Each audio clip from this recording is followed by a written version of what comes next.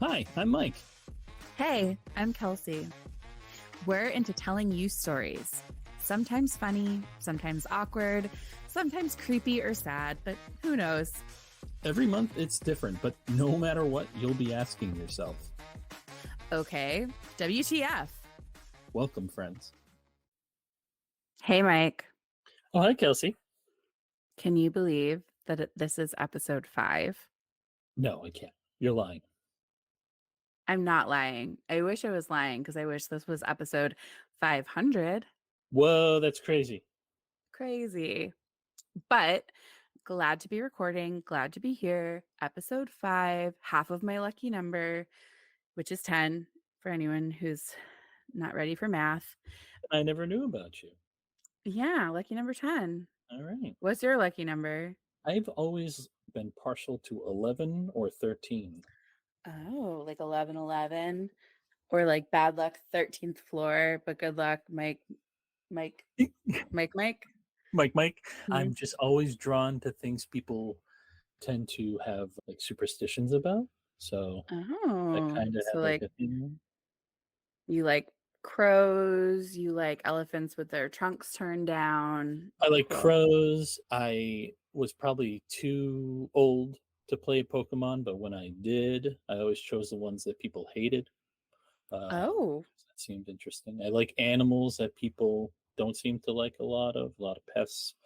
11 spiders. is spiders. I Yep. mean, I don't mind them. My wife does not like them. I try She and does save as not. many as I can before Is she sees why them and I bring them outside. there are 2 spiders in the room that I'm in right now that will no longer be with us. So, shall we say, best to you, friends? Best to you. Thank you for your service. Yes, whatever that was. Yeah. Well, I'm excited. I feel like it's always way too long before we record again. But also, I have to say, I recently took a vacation. Hmm. Actually, I've taken 2 vacations to the lovely state of Maine recently. My most recent vacation was not what inspired this story, but the one before it, I went to Bar Harbor and it inspired my story. Lobsters today. everywhere then. Close. Try again, though. Do you have any guesses? Lighthouses. No, but Dang. great guess. Ghostly sea They're- captains. Closer. Oh, Closer. We'll see where we land on this, but that's where the inspiration came from. You know, we've talked about, we've got these running lists of like moments that make us go, okay, WTF yes. was that about?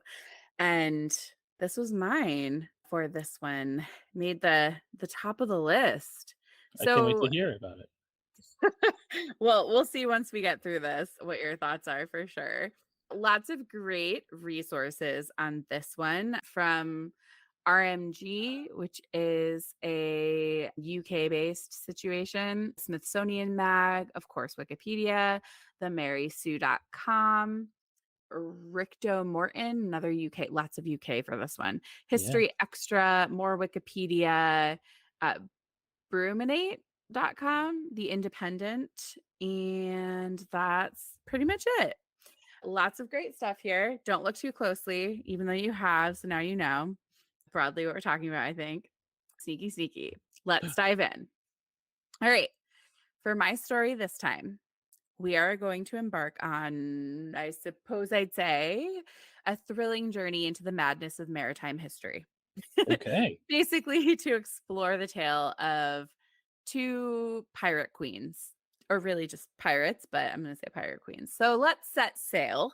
See what I did there. Oh. And unravel this captivating adventure. Really, did you hear that? What? It's just me. I'm like losing my mind. I was about to like interrupt and be like, we should have started this by saying ahoy, but ahoy! I didn't know. Ahoy! Otherwise I would have done it. Guess what I'm going to be talking about. Ahoy! R, matey.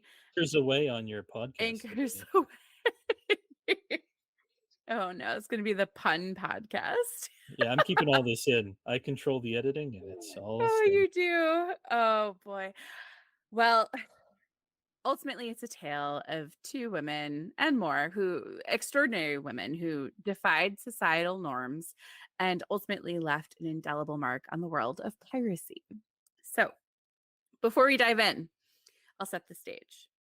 It's the late 17th century, a Okay. time when piracy was rampant in the Caribbean and the Atlantic waters. The oceans teemed with notorious male pirates, probably many of whom you're aware of. Mhm. But our story will unfold with a woman who would go on to shatter, is there a pun here? The glass ceiling of the pirate world, I guess, but what would that be? I'm thinking We're struggling, we're struggling. but I'm One might full of say fun we're things today. drowning. We're drowning, but I think it will be good. So I don't know. Okay. According to our friend Wikipedia, the 17th century, aka the 1600s, Mhm. for any of you out there confused by that, quote, falls into the early modern period of Europe. And in that continent, whose impact on the world was increasing, was characterized by the Baroque cultural movement, the latter part of the Spanish Golden Age, the Dutch Golden Age, the French Grand Sicile, dominated by Louis XIV, the scientific revolution, the world's first public company and mega corporation known as the Dutch East India Company, and according to some historians, the general crisis, end quote. I feel like the general crisis has persisted. Yeah, it Anyway, has not ended. so additionally, as is much of history, women or non men were not seen as capable and independent. So this story is one of general fascination, but also a bit of a commentary on the breakdown of traditional gender roles and the role of gender in general. Mhm. So I've got two pictures here of Anne Bonny, a woman who became an icon of female empowerment in an era that was dominated by men. She was born around 1697 in County Cork, Ireland, and she grew up in a time when women were expected to conform. I mean, we're still in that time. She grew up in, and much like today, a time when women were expected to conform to societal norms and really remain in the domestic sphere. In my research, there were definitely anecdotes where it was stated that Anne was kind of also, when she was younger, was known to identify as a boy. So Hmm. she would refer to herself as Alex. And as for Anne's family, her father was a successful lawyer named William Cormack, and her mother's background and identity was really not well documented, which unfortunately I'm not surprised about. And even if it had been, it kind of makes me think it would just be like, and Anne Bonny's mother, the wife to William Cormack, would have never named her probably anyway. But Anne's adventurous spirit and yearning for a life beyond convention really led her down this rather unusual path. So, yeah, it's a couple of illustrations of Anne Bonny here in kind of some pirate gear wielding her weapons. That's from Bellaterra Publishing. But the images are from English and Dutch versions of a 1724 edition of a classic book, which was a general history of the robberies and murders of the most notorious pirates. So, around the age of 16, Anne's family immigrated to the then British colony of South Carolina in North America. And it was here in the US where she encountered a world vastly different from her humble Irish origins. I will not even attempt an Irish accent. I was about to, and then I was like, don't even do I it, felt Kelsey. it. I felt it coming, and then I was Don't like, go down there. It "Do was we not going to be have good. do we have an Nope. Irish audience? I don't Nope. think so yet." I mean, maybe my husband, is he considered that? Maybe. uh, well, I don't want to scare them away. So Right. if you're there, I held back. So her life took kind of a fateful turn around the time that she was 18, though. I did find some reports saying she was about 13 when this happened, but she fell in love with a charismatic sailor and really a bar owner, pub owner named James Bonny. Also, just as a total aside, my cat has joined me. She wants to hear this story. Hi, Sibyl. So, if you hear her, yes, how did you? Oh, yeah, I said she. That's how Yes, you know. I was that like, is how did me. you know? That's it. Yeah. But she is here and excited about this. So, yeah, so it could have been when she was 13 or 18. Either one is probably alarming, but 13 is really alarming. So, despite her father's disapproval, and eloped with James Bonny. And she really, like, even before this, there are lots of reporting about how she really idolized the pirate life. And she really wanted to embark on adventures on the high seas. And her husband at the time was, I don't know if he was really considered a pirate, but he was definitely, I guess he was more of like a just a sailor. And as she would sail the seas, she realized that her dreams of a more of what she considered to be a blissful pirate life were shattered, really, Yeah. because she noticed that her husband James really lacked the courage and tenacity that she wanted in a partner. Oh Sh no. Yeah, she's a bit fiery.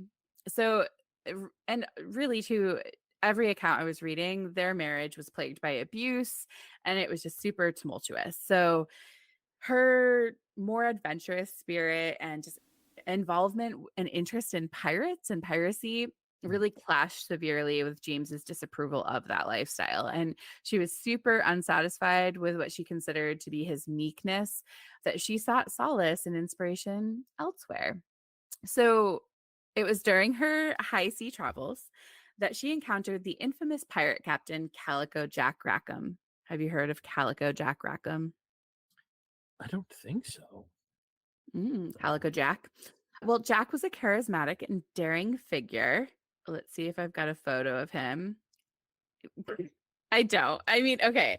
So here I tried to find images of Jack Hmm. Rackham, but all I could find was apparently he's like in a game of Yeah, some kind. yeah, Black Sails. I saw the link down at the Yeah, bottom and I was yeah, like, yeah. "Hey." Apparently, this is a depiction of him from some gamer thing. I could find no actual imagery. Every time I put in Calico Jack Rackham, it came up with Anne Bonny. Oh, So okay. I could not find pictures. So I laughed and took photos of or an illustration of him from the game and his pub, That which was is located. Yeah, tell me. sorry. That is kinda Yeah. cool that you did search for a woman and instead got, like, a Yeah, man, right. because Right. usually You mean the women other way are around? are kinda like Yeah. they're centered around, like, how men know them. Instead, it's like Yeah. how this man is known is all because of Because of this one woman. Anne, yeah. No, it's That's so true, it's exciting. so true. I like I that. know it's we'll give that a positive edge here. Yeah. And I took from that game too, his pub, which was located on the River Thames, which is in the UK, and there's a photo of that map area here too on the water. So, not him, but him. Yes.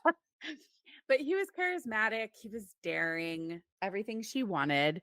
And the reason why his name was Calico Jack is because he used to wear very colorful clothing.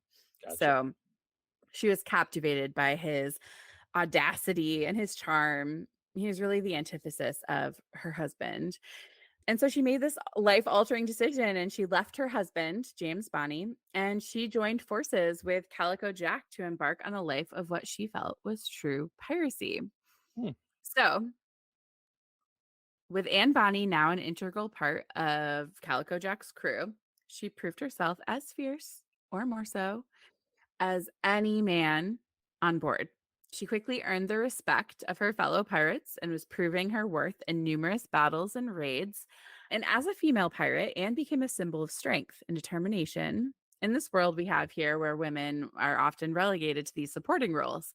So Mm. Anne's life as a pirate reached its pinnacle during the infamous capture of the ship William in 1720. Maybe that was Jack Rackham. I guess it is.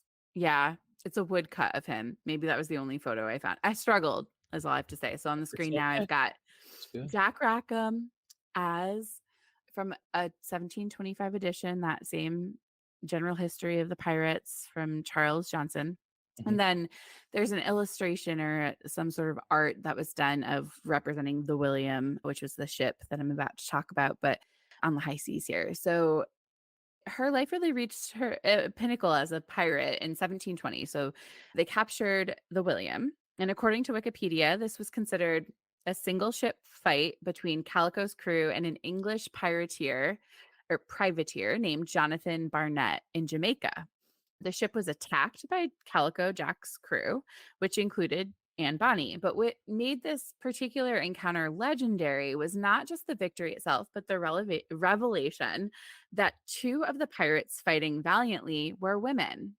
So Anne Bonny and another female pirate named Mary Read fought side by side, wielding cutlasses and pistols, and they were unyielding in their determination to protect their respective pirate brethren, if you Gotcha. will. So we're gonna take a hot sec to detour here. Let's talk about Mary Read. Ever heard of her? No, pirates are a big blind spot for me in my Oh. history tutelage. Well, you are getting the down and dirty here. I am. At least on female or non-male pirates. So, unfortunately, not too much is known about her. Anne definitely is the limelight on this one, but she and Anne definitely shared some similarities in their early years. So, Mary was born in England somewhere around 1690. And when she was young, her brother died. And that led her mother to end up disguising her as a boy. So, Okay. during which time she assumed the name Mark Reed instead of Mary Reed.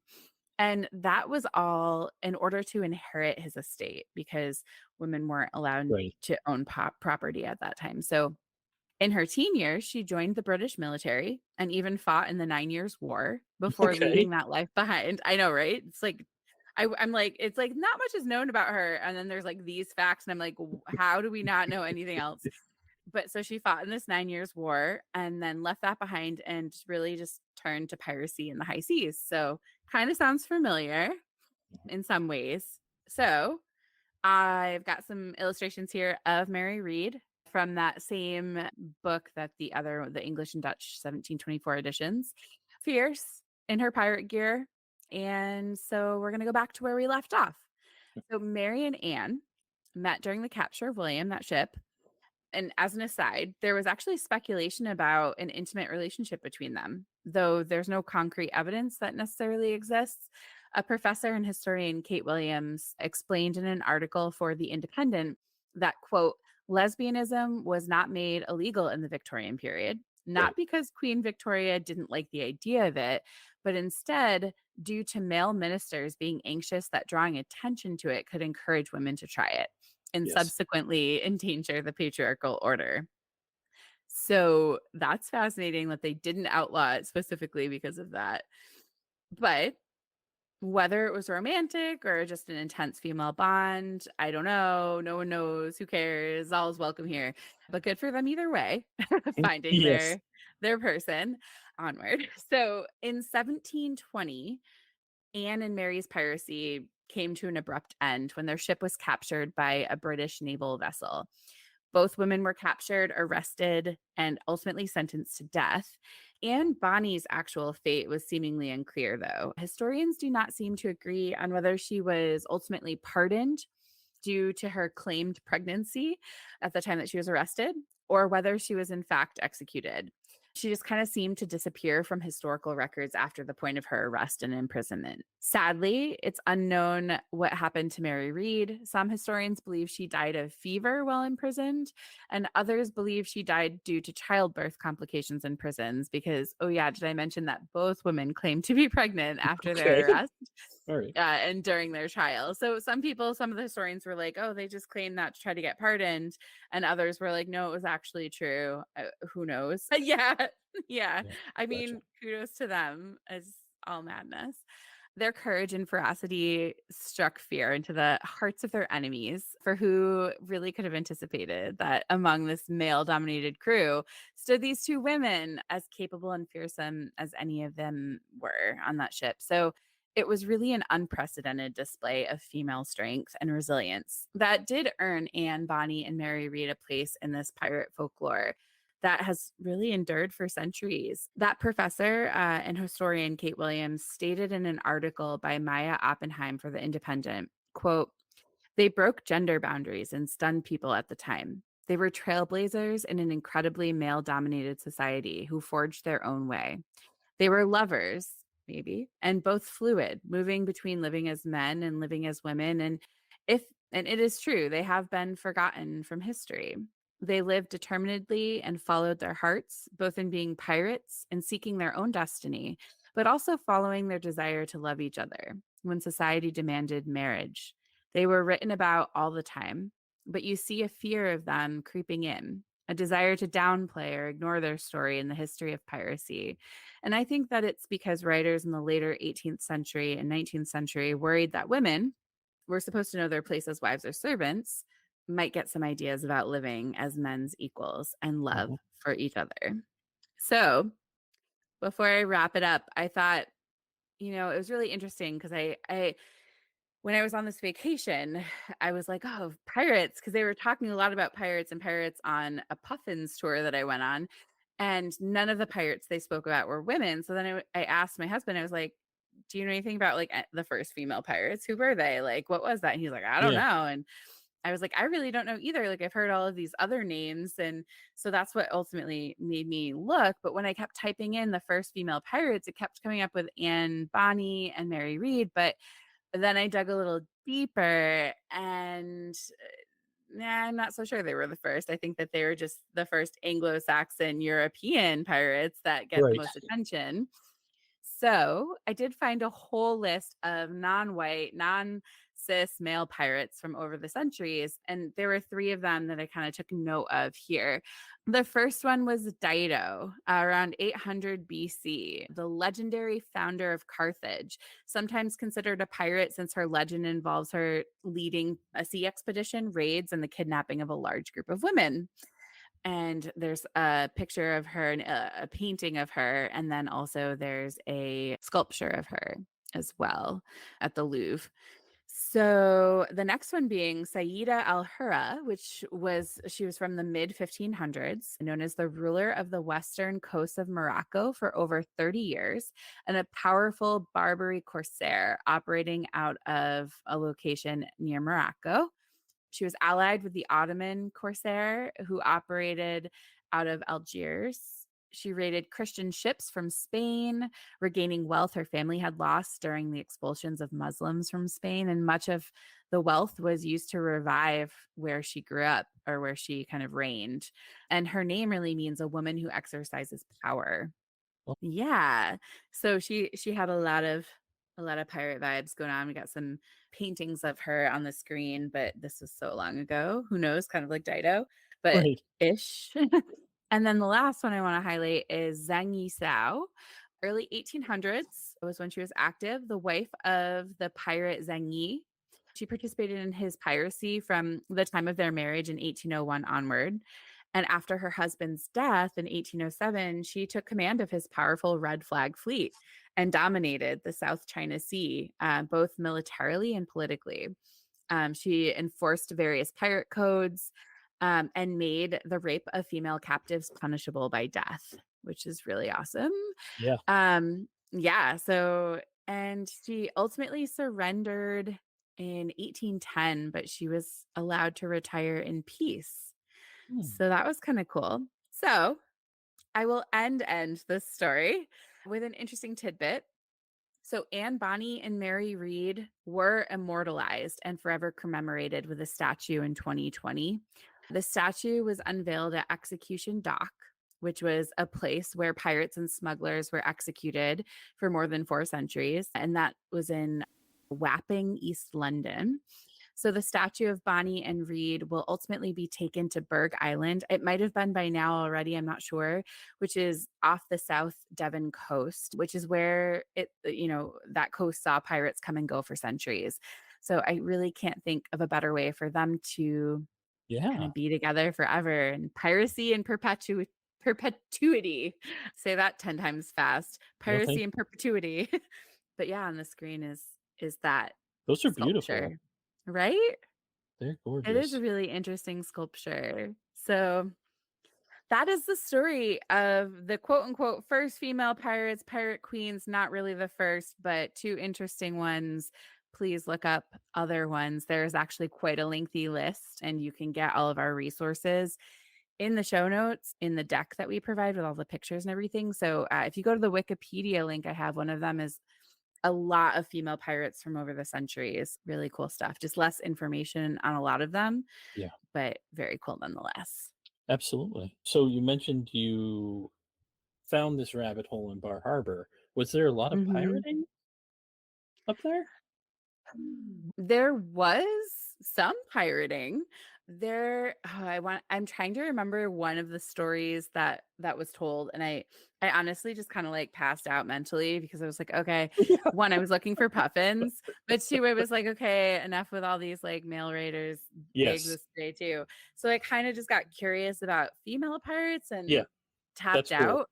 But there were pirates. I just don't, because they kind of, from my research, they did really spend a lot of time in the Atlantic waters and the Caribbean waters. So, Yeah, yeah, maybe there'd be some interest. And the woman who was kind of giving the guide for our tour was talking about a few different stories where that was relevant. So, gotcha. yeah, there's got to be some cool Maine pirate Well, stories.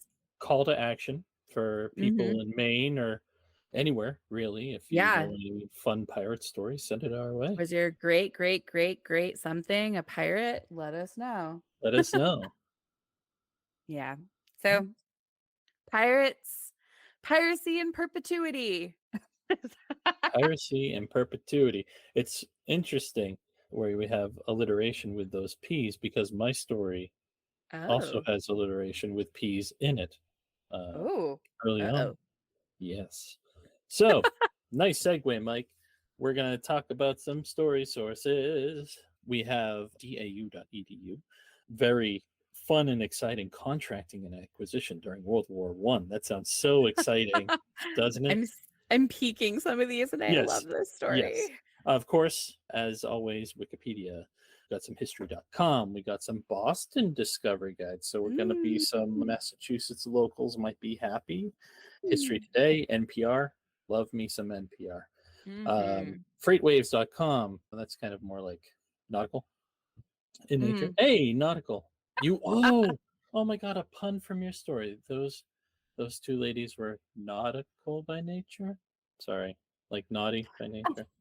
Oh God, I'll cut that one out because that's not funny. BostonPublicLibrary.org and U.S. Navy history Ah. link. So I'm going to start kind of boring. So if you zone out in the audience, I understand. I do have to touch on World War One just briefly. I Okay. promise we'll be soon out of it. So, like I said, we're going to start with World War One. When did that Cool. happen? Well, that was 1914 to 1918. On the screen there, you see Massachusetts. That'll come up in a little bit. Mm. So, World War One. I'm not going to go super deep into it. I'm just going to touch on it because it's all wrapped up in a pretty bow with my story. It was the first major transition with US like forces, like the Army, the Navy, going from kind of being significant ish, like not really on the global theater, to becoming like a true global power. So World War One was Mm. the first time that really like, oh my God, America is actually, Mm. a force to behold. So with a world war, there's a lot of manufacturing that needs to happen. Mm. And part of that manufacturing process means that there has to be an industry behind it. So there was a national effort to kind of transform these pieces of kind of new coming up. It Mm. was just before the 1920s. Industrial revolution had just happened like 40 years ago or so. So there was all this new industry coming up, but it was also paired with not a lot of practical applications on how to Mm. transform that industry into like a wartime effort.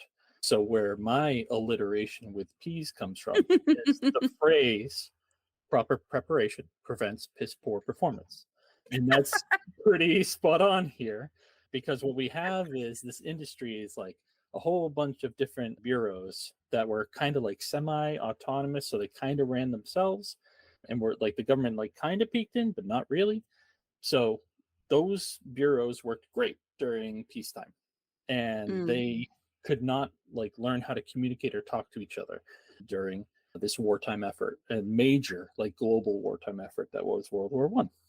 And Important question. yes. Did you come up with that, or was Oh that like a no. slogan of the war?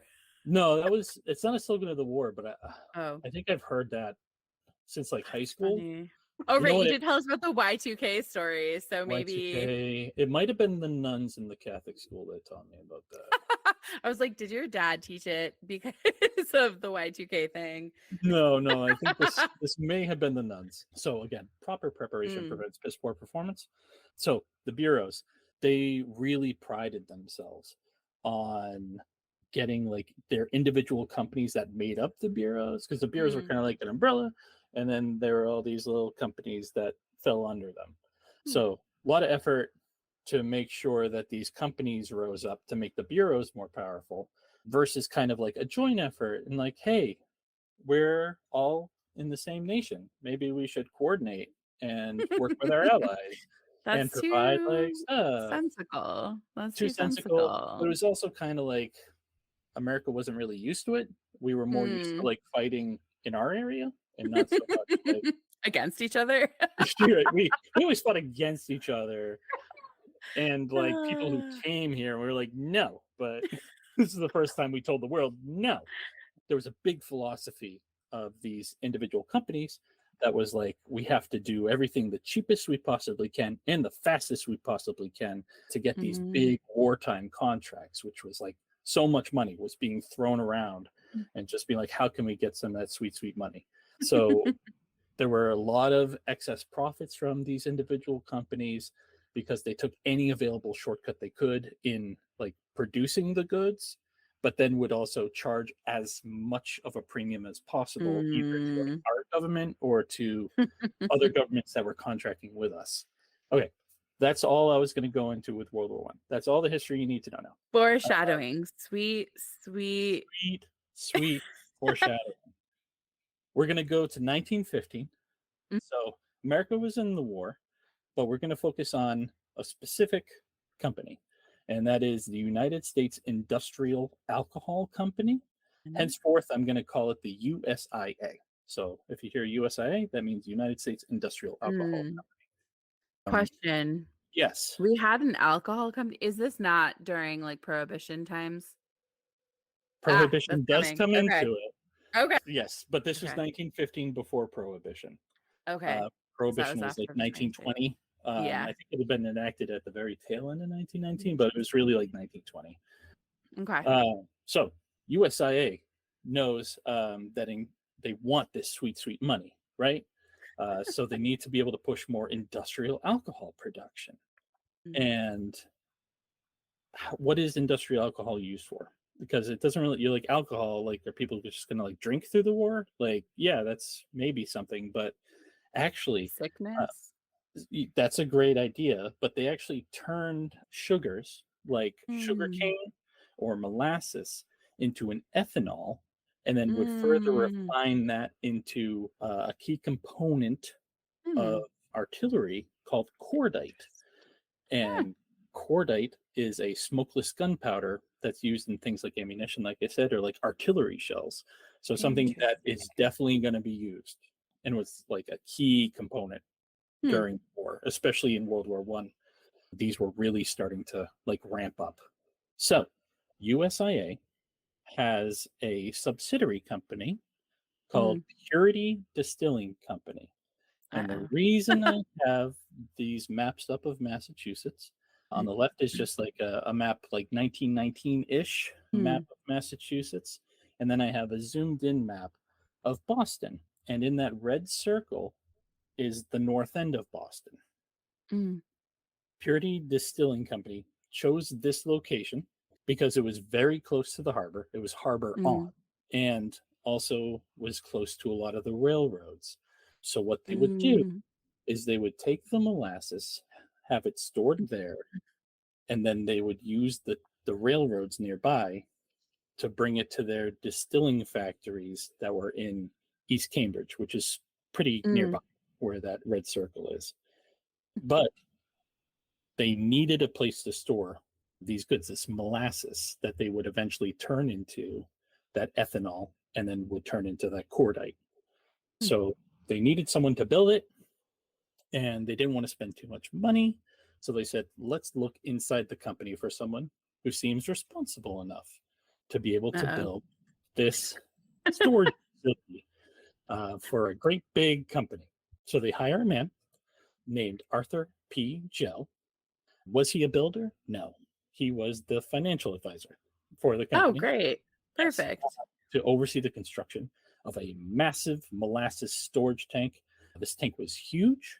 It had 2.5 million gallon capacity, was 50 feet tall and 90 feet in diameter, and ended up costing about $30,000. The location of which was, like I said, the north end of Boston, Massachusetts, specifically 529 Commercial Street near Keeney Square. If you're familiar with Do you know anyone, what's there now? I do know what's there now. Is it sugar? Are you telling me later? I'm telling it comes into Okay. it. Okay. Okay. It comes into it. But I like the questions. So we have this Arthur P. Gell. He's like, I'm gonna do this and it's gonna be great. And he saved a bunch of money because it could have cost way more than $30,000. But it didn't. And it only cost $30,000 because it's giving submersive vibes. You know, it's real interesting you say that. Oh no. Well, there were no video game controllers involved in this because only because they didn't exist at the time. But if they did, I bet they would. You know, sorry, I had to say it. Yeah, no, it's fine. It's fine. Well, I mean, no, it's a good segue into what comes next. I think you can go to the next slide, which should show some photos of. So that's the Purity Distilling facility, and you see that train car. So literally, it was like the railroad was like right there, so they could load it up and then send it off to their distillery. And on the next slide, you should see some photos of the tank. That's from the elevated railroad. That on the left-hand side of that. So again, 50 feet up in the air, 90 feet in diameter. And then, so I've never seen the visuals of this. So yes, that's cool. Well, intense. There's a reason, but I won't get into it now because that'll be spoiling the story. Oh, no. Like the submersible, it was not constructed great. That is the kindest way I can say it. It was made out of 7 large curved steel plates that kind of overlapped. So they didn't come together like this. They were like their pinkies touched. And then rivets were placed. So that was it. There was a steel plates and rivets holding in place. And remember, 50 feet tall, 90 feet in diameter. Molasses. All the engineers are like cringing right now. Yeah. $30,000 feels really inexpensive even for then. So this makes sense. Yeah. So I'm going to ask you, this is like a question and answer session, right? I'm going to ask you a few questions and I want your honest answer. Do you think Gell had any experience with building? Not for molasses. Not for molasses. Do you think that he could read plans, create blueprints, or understand blueprints? Never met the guy, but something's telling me because of the submersive vibes, no. Yes. How about this? This is like a gimme, right? This is a gimme answer. Did he have knowledge of safety practices? Given your description of pinkies, no. No. Okay. I'm wondering. I really want to know if he's related to Submersive Guy. I should look that up. I didn't think to look up if there's any possible relation there, but maybe. No, he didn't have any knowledge of those safety practices. He didn't even know that was a thing to think about. Yes. Another thing that kind of didn't help the situation that will be coming. I know I'm kind of like I'm teasing here. No. But Gell only had 2 months to finish the construction before the first molasses shipment from the Caribbean would arrive in Boston Harbor. So he had $30,000 in 2 months to come up with something that might work. So like I said, the site was selected because of its easy access to the harbor and also the railroad. The tank wasn't even fully tested before the first shipment arrived in 1915.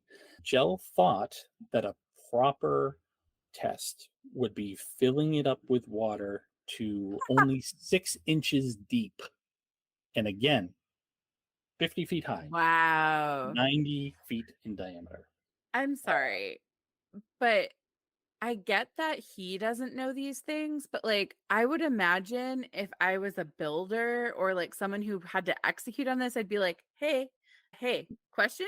Curious. Like, right? There had to be qualified people around him who were doing this, or did they just hire like randos off the street or something? Great questions. And that does come up in the story. Okay, sorry. I'm like, No, I you're have good. so many I don't. questions about this whole Please thing. interrupt. And it means that I've structured this well because we're going to be learning together here. We We're all learning are. together. That's great. So, hey, something else to keep in mind, Kelsey, is at this Uh-oh. time, building permits and code enforcement was not a thing. Mm. People would just be like, yeah, okay. Or they could be bribed and be like, hey, don't worry about it. Okay. So, over the course between 1915 and 1919, the tank would be filled to capacity, which was 25 million gallons, a total of 8 times. And people, when it was full, nearby people would hear like this groaning coming from the area around the tank. Leaking would often occur, so much so that children in the neighborhood would often like gather nearby and would either like have a pot and just be like, yay, it's Oh my molasses God, that's collecting time, amazing. or would like sip it from the rivets. Oh my God. Purity Distilling would fix the issue by caulking any of the leaking areas. And then, you know what? In a brilliant stroke of inspiration, they decided, you know what? I'm tired of people bringing this up, so I'm going to paint the tank brown so that it doesn't look like leaking molasses. Oh, So let's that's jump to 1919. okay. On the left, you can see the tank still there. On the right, we're coming to Oh it. my gosh. World War I was over. The race was on by Purity Mm. Distilling Co. to fill up as much as possible with molasses before Prohibition would be enacted because they knew it was on the horizon. They knew by the end of the year that it would be enacted, and they were trying to get as much molasses as possible so they could send it to the distillery to turn it into rum. Because once Prohibition happened, alcohol sales would plummet, and I thought this was their last chance for a big cash grab. On January 12th, 1919, there was a steamer named the Miliero that arrived from the Caribbean to Boston Harbor and pumped 600 gallons of warm molasses into the tank, which brought the total contents of the tank to 2 million gallons. So there had Oh already my been some God. molasses in there, and this is January. So the molasses is cold, that's already in there. And then the molasses from the ship is coming from the Caribbean, which is warm. Why am I bringing up this warm and cold molasses? Who cares? Well, if you introduce, especially like a sugary substance, any kind of like temperature fluctuation, fermentation can happen. This is normally not a problem because with good building codes, there's a lot of vents that are open to take care of any of these fermentation gas pressures building up and causing any problems. And to the little credit I can give Purity Distilling, they did have some of those on there, but those were only open like spring, summer, fall. Why would they open in the winter? Because it's always cold, right? Smart. So we're going to go a few days later, January 15th, 1919. It was a beautiful, pleasant winter day in the whole New England, Boston area. Something that we here experience every year, fall, spring, where it's the dead of winter and then all of a sudden, like in the 40s for about a week or so. And we're like, oh my God, this is beautiful. And then the temperatures plummet. And then we're reminded where we live. No, it's not. So, warm winter day, people are walking around, enjoying themselves. The plant supervisor at Purity Distilling decided, you know what? Such a beautiful day. Nothing's going to happen today. I'm going to leave early and spend time with my wife and family. And just around 12:30 on January 15th, 1919, nearby witnesses began to hear a sound that sounded like gunfire, but it wasn't gunfire. It were all the rivets no. exploding out. And when that Imagine being that kid, like licking the rivet as oh as it's no! like, bam. It's a beautiful day here in 1919 in winter, and I'm enjoying it. To 40 get degree your weather. face exploded. Sorry. Anyway. No, it's okay. We're all going to affect transatlantic accents, and it's going to be fine. Oh god. So William White, the distilling supervisor, wasn't there to hear like the rivets exploding. He wasn't there to understand that because of the warmth of the fall spring that Boston was experiencing, to open those vents to allow any of those fermentation gases to safely release. Because why would there be fermentation in January, right? So what ended up happening? Science. What ended up happening is science. The tank exploded, and the force of 2.3 million gallons of molasses came bursting out of the tank in all directions, and it was like a tsunami, and a tsunami of molasses. And I don't know if you know what molasses is, but it's a lot more thick and it's a lot more viscous than water is. Like all that water would be really bad, like on its own, right? But molasses has all that viscosity, which means that it's going to hit things with so much more potential energy because science. But what it did do was create a wave of molasses that was 25 feet high and moved at speeds of 35 miles per hour, destroying anything and anyone in its path. Imagine being killed by molasses. Imagine. Just like take a second. No, yeah, no. Like all the orifices. Okay. Yeah. Go on. Yeah. Sorry. For our audio listeners, I was nodding my head Yes. with the force. Speaking of force, the force of the wave was so great that it completely destroyed and leveled nearby houses. It collapsed a nearby railroad trestle and took a firehouse, Engine 13 firehouse that was like right next to the property, took it off of its foundation, lifted it up, and pushed it 10 feet into the harbor with people inside of it. Oh my God.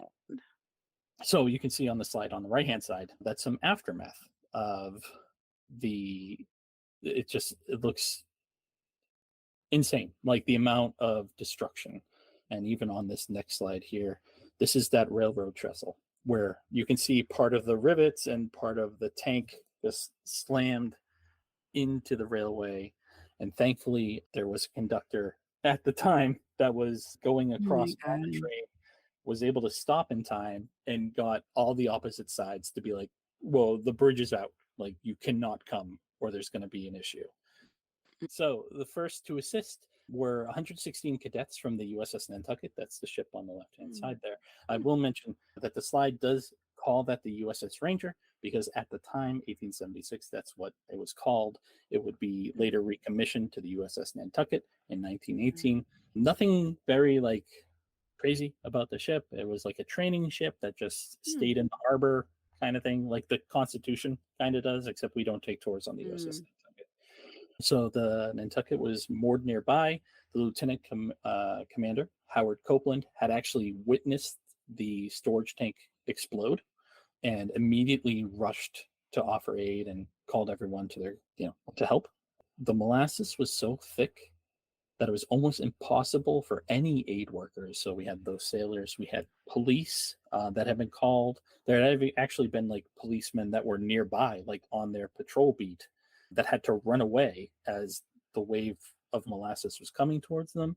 There was a Red Cross, any bystanders, they wanted to help as much as possible, find any survivors. I have a article of the Boston Post here. I'm going to say a little quote. The Boston Post reported, molasses waist deep covered the street and swirled and bubbled about the wreckage. Here and there struggled a form, whether it was animal or a human being was impossible to tell. Only an upheaval, a thrashing about in the sticky mass showed where any life was. Horses died like so many flies on sticky flypaper. The more they struggled, the deeper in the mess they were ensnared. Human beings, men and women, suffered likewise. By 1 p.m., so only 30 minutes later, approximately 100 to 150 people that were injured were brought to Haymarket Square, which is nearby in the North End.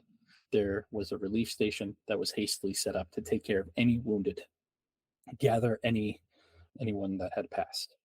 In the end, there were 21 fatalities, untold loss of life from horses, other animals, most of them dying from suffocation because of how viscous the molasses was. Orifices. Yeah, the orifices. Because of how thick the molasses was, search efforts for bodies were like ongoing. They did end after 4 days, like actually searching for people, because they figured we're gonna have to wait. And go ahead. No, I'm just like breathing deep because it's just so Okay. bizarre. I didn't know how Yeah, many people died from it. Like I've heard this story, but in a different, yeah. not like as intensely. And for some reason, I thought that like there were no fatal. I mean, I thought that there are no human fatalities, but obviously I was wrong. Yeah, So, so actually, which I was going to bring this up later, but this is a perfect place to insert it now. Um, I've heard this story since I was mm, in grade school, hmm because during field trips, we'd always go to Boston yeah, and we'd learn so much. And then we hear about the Great Molasses Flood, and you're like, what? What are you talking about? And you're kind of laughing about it. I know I did, yeah. and maybe I'm a terrible person, but I think most people would be like, No, what? I'm still like, this is hilarious in the worst way. Yeah. You're like, of course you can outrun molasses, like you've seen it. Uh, Yeah, but we have to remember it was warm and yeah. it was a lot. And this was before I knew what potential energy was. Now I know a lot better, and it's Science. worse for me knowing a lot better. But yeah, so I had known about this. And so it was something that had always been on my mind. Like, Mm, what happened? People said people died, and I was like, that can't be true. mhm. So this has been a slow burn from like a little bit. But yeah, so recovery efforts. They took weeks, and they used pressurized seawater Mm, and blast away as much as they could, because remember, January in Massachusetts, mhm. that fall spring doesn't last long, and it's molasses, and it's going to get cold, and when it gets cold, it Mm. it hardens up, and people had to use like chisels Oh to my god. empty out their Oh. flooded basements, like anything. It took forever to clean up from this. So, like, what did this lead to? There was an investigation by the Boston Municipal Court, headed by Chief Justice Wilfred Bolster. I wanted to find a photo of him because he just seems like the type of man that would have like one of those big old Wilford Brimley mustaches. I couldn't, and I was very upset about it. Ah, you should have just found the video game that features him. Black Flag, Black you got it. molasses. Wilfred Bolster, Black Molasses. Oh, That geez. actually a really fun video game, maybe. Maybe.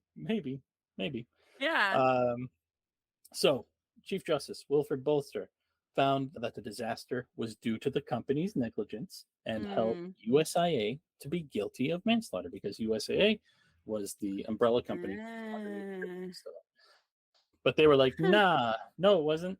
But this would result in the largest class action lawsuit in Massachusetts history to this date, one of the largest in US history to this date. Hmm. There were 119 residents that brought suit against Purity Distilling at USIA. The complete investigation lasted 6 years. And during this time, Purity Distilling tried to shift blame away from themselves by Mm, claiming that the tank had been a target of Italian American anarchists. So okay. I do Kids? have to, well, I do have to briefly go into one of our favorite subjects, racism. Anarchist? Not anarchist racism. Oh, Oh, oh, oh. here's another slide that shows firemen. Oh my That's God. like how thick it eventually became, like Ugh, to their knees. Imagine like sludging through that. Just, no. you would become so tired just like going 10 It looks feet. like icicles hanging off of that ladder, doesn't it? Yeah, it does. But it's molassicles. Sorry. It's molassicles. I love it. I love that you said it. I Mhm. love that you said Yeah, it. I went with it. I said it. You heard it here, folks. You know what, Now, this actually? winter. Yeah, it'd be delicious. Molassicles, TM, TM, TM. Yep. That's now owned by OKWTF. If Yep. you see it in any candy stores, they stole it from Let us us. know. Yep. So, speaking of racism and anarchy and Uh-oh. Americans, so the North End, we think of it now, well, maybe not now. Mm-mm. We used to think of it as like this stronghold of Italian American heritage. I know I used to go, I have about like 50% Italian in my blood. So I've been to like all the feast things. Mm. I've participated in like the war between whose pastry is better. I won't get into that now. I don't need to lose any audience listeners. But before then, say Mm. like turn of the 20th century, maybe a little bit earlier, that was like the very well to do area of Boston. Mm. And then around the turning of the century, when there were a lot of Italian immigrants coming in, they needed to find a place for them. So what ended up happening is the wealthy left the North End and left that area for the Italians to come in. And they kind of made that area like, whatever you want to do there, we're just going to turn a blind eye, Mm. which is part of the reason Purity Distilling Co. set up shop there because they knew they could get away with a lot more in that area. Mm. And there's also kind of Mm. like cheap labor. How some people think about immigrants coming from South America is how people Mm. at the time thought about Italians coming to America or Irish coming to America. It's not a one-to-one comparison for sure. Just trying to give some historical viewpoint on that. Mm-hmm. So this whole like Italian American anarchists, like what the hell are you talking about? They were very peaceful. So they often did protests like anti World War One stuff. Uh, Mm. so they would be known to cause a ruckus, like for anyone who is contracting for the US government, like War Department or anything like that. So there was traction in the public that it could have Mm. been Italian American anarchists. And the company used that, unlike today, to try and scapegoat their own wrongdoing. But we do have someone to thank on the left hand side here. We see Colonel Hugh Ogden. And on April 28th, 1925, so 6 years later, he was a conservative businessman. He hated anarchists. He has a wonderful Ugh. mustache. I am sad that I couldn't find a He similar sucks mustache. so much. Yeah. He concluded his investigation, and he was an auditor for the Massachusetts Superior Court Mm. at the time, Hmm. determined that it was due to negligence alone on the part of Purity Distilling USIA, and the company's Bam. scapegoat of Italian Americans was just an anti immigrant smokescreen. And the reason why this worked and really turned Mm. the tide, that was awful. I was like, the molasses. Puns, puns, puns. Uh, it really worked. It's kind of, I'm trying to find like a modern analogy, but I just hate everyone now. That's on Yeah. you know, he was like super conservative, really Mm. hated immigrants. So if Mm. even he could say it was not immigrants, then Mm. people were like, oh, we have to take this seriously. So whatever Mm. you choose as an analog for that in modern times, that's your, There are plenty to choose from. Well, actually, yes, no, there's probably few to choose from actually now yeah, because people don't right. do the right thing anymore. So I guess No, actually there's no opportunity. This is your only one. yeah, actually, and part of the thing, so in my research, everyone did Mm, talk about like how anti-immigrant he was, and they were like, but he did have deeper morals where he always tried to do the right thing. So I guess mm. his morality won out in this one case In this one situation, in this one situation. So maybe. He what was ended probably up paid for some reason for it, though. yeah, maybe. It probably Uh, still came back around. well, he did make USAA pay 600,000 to the estates of the victims, the city of Boston, and to the Boston Elevated Railway Company. We saw that Mm, mm, damage from that railway. mm, If you take the 600,000 in 1925 dollars and you adjust for recent-ish mm. inflation, that would be about 10 million It's like um, nothing. today, which really isn't much, but it was a lot more than what anyone had ever gotten Mm, before. mm, And all of this would end up becoming a massive stepping stone towards corporate regulation in the US and ensuring that mm, engineers were certified, mm, that building codes were followed and actually like done. So I already talked about my experience with this. You asked earlier, like, what's there now? So what's there is a part of like a recreational park area. It's called Langone Park. mm, If you're familiar with the Freedom Trail, I'm not sure if you've gone mhm, on it or anyone in the audience. If mm. you're ever in Boston, you take a trip, you might be walking down a sidewalk and you'll see like a red painted line that just goes all over the place. That's the Freedom Trail. This actually comes right through the Freedom Trail.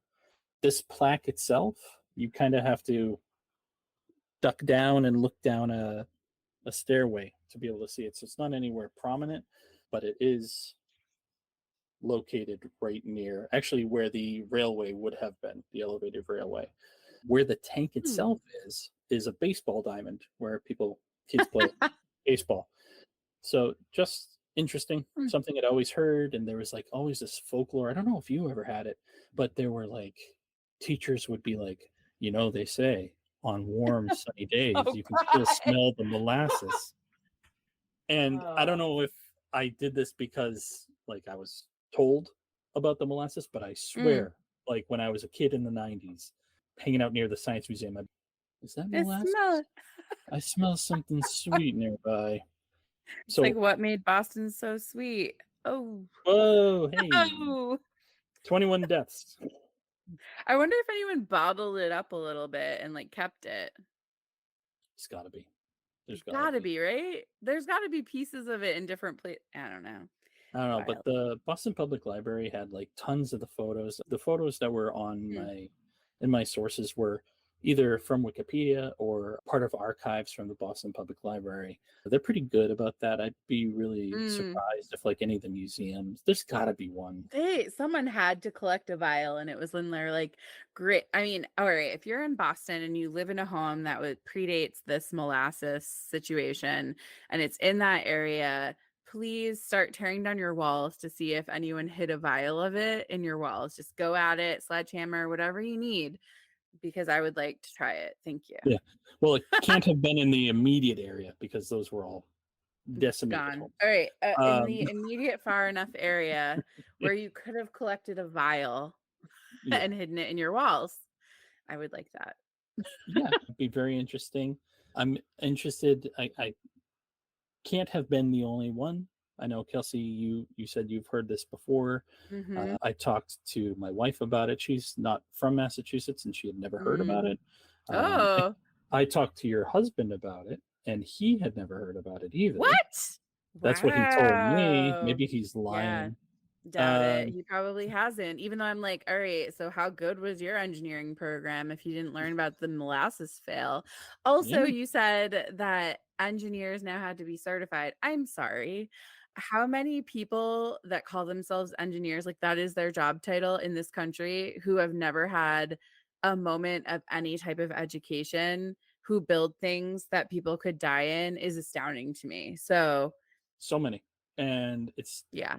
it's absurd there weren't more accidents.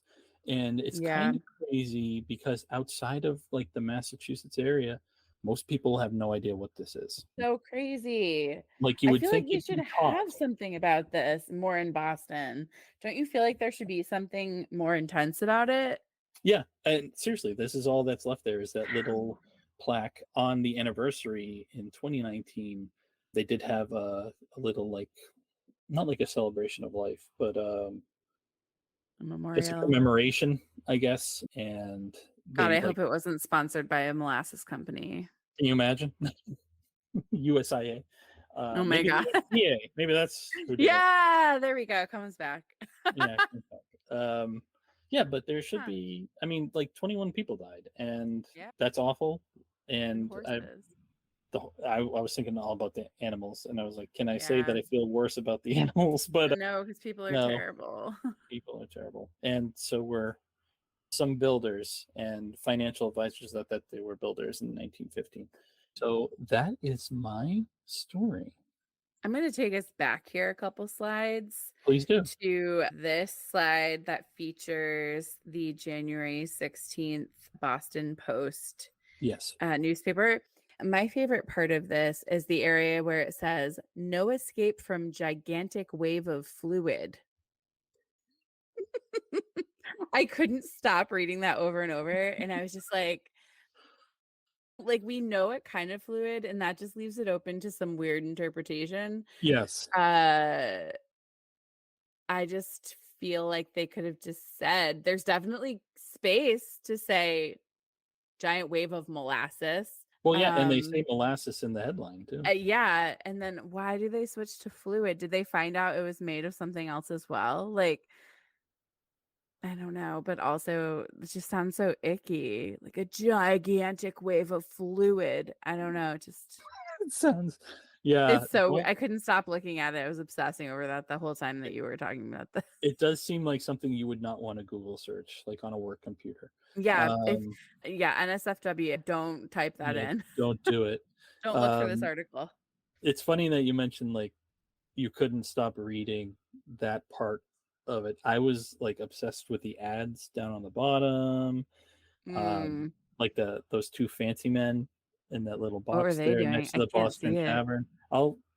I'll send you a larger. Yeah, I gotta know. But you can actually see, like center left, you see the 35 states in the dry law list. So that's, you can, even that early in Mm, 1919, you can see states were already starting to do prohibition. It's not those unlike countries, today with like, like abortion, women's yep. rights, libraries.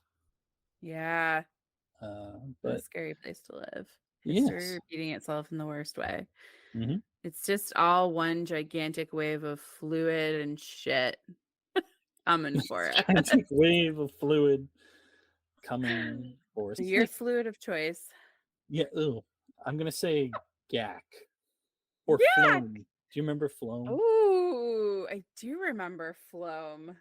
I was never I allowed to don't have it. I was I'm very trying to upset think about of that. like what my fluid of choice would be.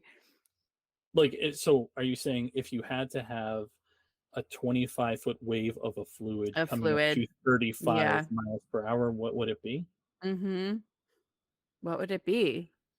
I don't know, but maybe people could answer their question, that Yeah, question on like that's our the question Instagram out or there. Yeah, and also too, good segue to say this time when this episode drops, we will make sure to put a poll on our social media. What yes, is that? TikTok, Instagram at OKWTF podcast. We will yes. put a poll so we can see, you can vote for whose story takes the cake on this one because I always forget. I do too. Hey, but this Whoops. is the thing. We're still learning. We do We're this for learning. fun. We're not This is for professional fun. We're podcasters. not We're we're just not two friends paid. who like to be creative and Fall down holes. fall down rabbit holes, get hit Yep. by viscous fluids Yep, of uh, choice. of choices, Mhm. of many different So, choices. yeah. So, Mike, Mm. where can people submit their stories to us? You know, you could do it by sending an email to hello@okwtfpodcast.com. That would be a Mhm. great way to do that. How else could they do it? If they go to our website and navigate around, they could Yeah. see a story submission form that is pretty self explanatory. It walks you Mhm. through how to do it. and we ask you some questions about it, and then you can hit submit on that, and then we'll get a little notification about it. Submit, submit, submit. Tell us your weird things. Doesn't have to be big, doesn't have to be a molasses flood, but it could be, if you had, there's a lot of flooding going on right now. So, Yes. tell us your flood stories. Tell us anything. We haven't totally figured out what we want to do with those stories, but we will. You'll find them popping up eventually. But yeah, submit them and just check us out on our social media. Please don't be shy. We love you. We see you listening. We look at our stats. So come say hi, share it with your friends if they just want to learn things. That's what we're all about. Fall down your own holes, whatever you want to do. Just don't get your holes filled with molasses. Anything else, Mike? Did we forget anything? No. No, I'm Okay. struggling not to say the thing I want to say. You say it. Maybe don't. I don't know. You can text it to me. Text it to me later. Wait a minute. I can cut it. Okay. Yeah. You fill your holes with your liquid of choice. I think you should keep that. Yeah. I'm going to cut that. No, you should totally keep that because it's up to people if they want to be sick or not. Well, yeah, I'm talking about drinking a cup of water. A good old Gatorade or something. Yeah, let's nice cheers. Ice water in here. This is me filling my hole with H2O. Yes. Cheers. Cheers.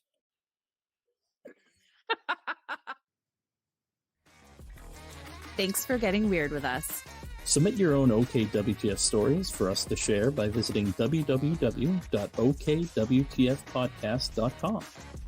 And stay in touch on all the social platforms at OKWTF Podcast. Make sure to rate, review, and subscribe to OKWTF on your streaming service of choice. Thank you so much to Out of Flux and Eyal Talmudi for the use of their song, Da Boom Jiggle. And thank you to Bilal Sarwar for their incredible cover art. Until next time.